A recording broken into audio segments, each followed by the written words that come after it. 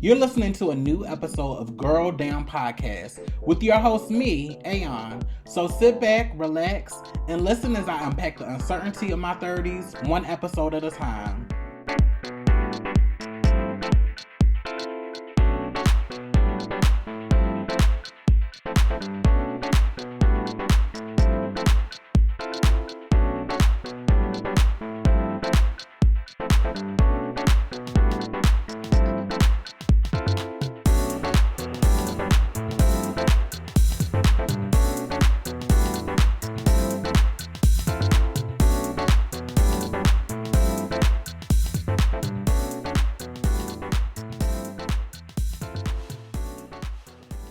Hey y'all, welcome to another installment of Girl Down Podcast with me, Aeon. If you haven't already, make sure you are also a patron to the Girl Down Podcast Patreon page where you can get access to episodes that aren't available for free. You can become a patron for as low as $10 a month. Also, make sure that you, if you're listening on Spotify, Apple Podcasts, that you are rating and reviewing this podcast.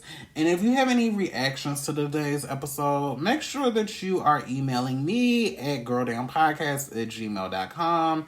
And who knows, I might read one of your responses on the next episode of the show. So, today I want to talk about health. I'm going to talk about my health. So, for those who follow me on my last podcast, about this time last year, I had discussed how I was trying to get I wasn't diagnosed as having diabetes, but I was having some testing done, and my A1C was in the diabetic range. So it's something that I definitely had monitored over the past year. Because I have gained a lot of weight since my cancer diagnosis and recovery, and then with Covisha, it was really imperative for me to change my eating habits, which I gave up water last year. So now for the most part, I only bring water into the house. Like I'll have like juice every now and then, like when I order stuff from McDonald's, or when I buy like some tea with lemon from the store. But it's never how, like, I was the girl, I used to go and buy like the 2 for $4, 2 for $6 ocean spray, like the cranberry, strawberry, or the pink cranberry, and bitch kill one bottle in one day, girl. It was that crazy.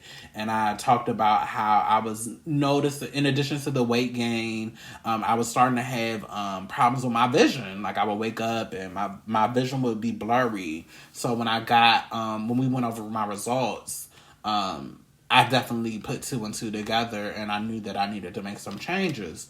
So it's been a year, and I had a physical, and I had my blood checked again, and so after my initial visit, my A1C dropped down to like a non-diabetic level, because I had got tested again like in May, but when she tested it last month, it was higher than it was last year, and under the advice of my primary care physician, I got on a diabetic medication to manage my my A1C, and to just get it down, and also just to make sure that the food that I'm eating, that I'm processing it in the correct ways, and I'm actually the sugar that's in my system, that I'm burning it, and I'm getting rid of it, and it's just not staying in my system and making my blood sugar high.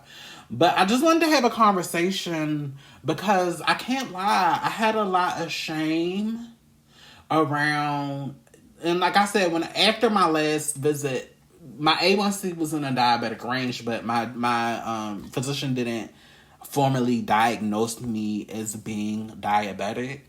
But I can't lie.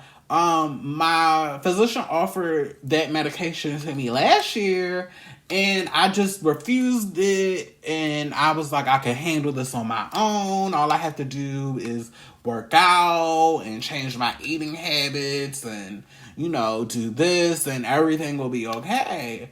And when it came around this year and I saw that my A1C was higher, I got to the point where in a short amount of time I had to acknowledge why I refused to take the medication last year. And a lot of it, I do have a lot of shame with being diagnosed with having diabetes, with being seen as a person that's diabetic, as being seen as a person who is black, fat, a woman, and diabetic. Because we can't act like there isn't a lot of shame, there isn't a lot of stigma out there, particularly with being heavier and being diabetic. And it's something that I'm still working through. It's something that I'm still processing. Because it's a lot. It's a lot. But ultimately, what led me to just trust my doctor and just get on the medication, I'm at the point where I'm acknowledging that I am aging, I'm getting older, and my body is just naturally not going to be able to work in ways that it used to work when I was younger. And I'm having to reckon with that. And having to be okay with that, and being able to accept help in the form of medication that's going to help my body do what it needs to do so I can stay here for a little longer. And it's something that I'm in. I'm still trying to process what this all really means for me. And I think it's a lot when you're in your 20s and you could just eat what you want to eat and do what you want to do, and you're just able to snack back, and you just never think that you just think that things are always going to be like that. And it's pride in saying, well, the only medication I need is my moans. I don't need to take all this stuff. My body works good. My vision is great. And it's just really a process, just acknowledging that your body is fallible. Excuse me, and that you need help to get you to the. And I also had a lot of shame in taking medications for my health that weren't particularly like moans or my mental health, because even though mental health is there are definitely still stigmas. We are at a point in culture where it's acceptable to talk about your mental health, and it's acceptable. There's like communities built around being mentally healthy and also using medications to like to maintain chemical balance so that you are being productive health. But with like diabetes and like like with other stuff, those type of things are more seen as, well, this is your fault, you're fat, you did this to yourself, and you deserve the ridicule and judgment. And it's hard. I'm still trying to work through it. I think one of the things that keeps me going is trying to be in the best health that I can be in. Acknowledging that I am aging and that I am going to need some help, that a bitch might need a supplement a bit. And it's okay. It's okay, because the name of the game is to live life, to be here as long as I can, and to make an impact. And me just being on medication, it just makes me human. Like at some point, everybody is going to have to be on some type of medication to get them through, because your body is not going to do the same things that it used to do at 15, at 20, at 25. And it's okay. And no shade, since I've been on this medication, I feel like my body is processing food better. Just without being graphic, I feel like my body is able to process food better. I feel like I'm able to get fuller off of less. I don't know. I just feel like my body is processing food better. My eyes feel great. I haven't had any problems with my vision or like the muscles around my eyes. I'm interested to see how my blood sugar changes, my A1C changes. Hopefully, it's decreasing.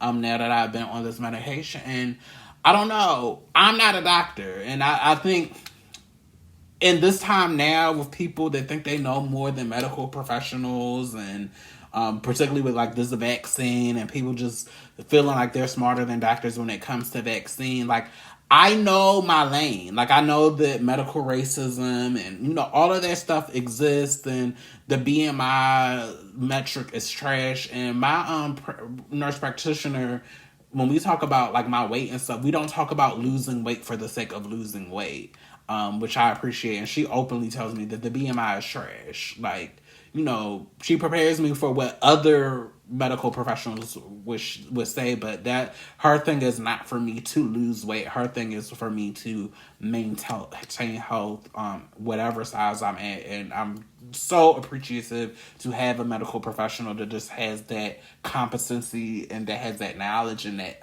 advocates for me, and I'm assume other patients in that way. But I trust medical professionals.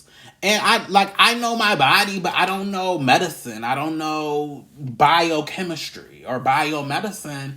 And like, bitch, I'm gonna trust the doctor. And if I have to get on this pill and this pill extends my life and I'm just able to have a better quality of life, then it's just, take the damn medication. This thing, like, take the medication. Like, take the medication if it's something that's going to extend. And I'm not talking about like the opioid addictions. That's a different conversation.